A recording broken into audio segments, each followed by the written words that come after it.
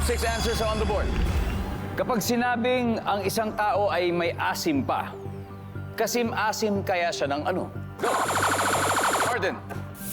Lemon. Lemon. Why not? Nandiyan si Lemon. Pwede. Sama-sama na yan. Kalamansi, lahat na sila. Yan. Kapag sinabi ang isang tao may asim pa, kasim-asim siya ng? Suka. Suka! Survey says, Yes. Pass or play? Play. All right, let's play round 1. Gabi, pag sinabi ang isang tao ay may asim pa, kasi maasim kaya siya ng ano? Kili-kili. Kilikili! Parang mas maasim pa yun sa suka. Kilikili! survey says, Wala. Crystal, sinabi, may asim pa, kasi maasim kaya siya ng ano? Nang... It's okay. May 3-second rule tayo, ha? Pwede na, Team Shadow. Marvin, okay. Pag sinabing ang isang tao may asim pa, kasi maasim kaya siya ng ano? Kuya Dong, sinigang!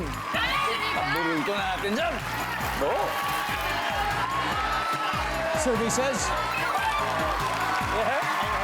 Bro, pag sinabing isang tao may asim pa, kasing asim kaya siya ng ano?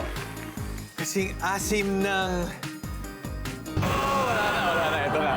Still, Edward, ano kaya? Pag sinabing ang tao ay may asim pa, kasim-asim siya ng ano? Kamyas. Kamyas! Ross? Kamatis? Kamatis sa bagay. Minsan, pang-asim din sa sinigang ang kamatis. Diba? Sampalok. Sampalok. Alright.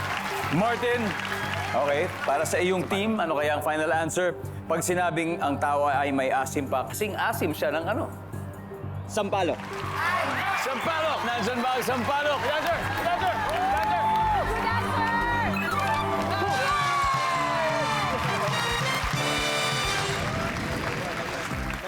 Let's see kung ano pa yung mga hindi nahulaan. Number 4, please. Yes. Number 3. Mangga. Nako, na-overshadow agad ng Team Shadow ang Team I Love You sa round 1. Meron na silang 6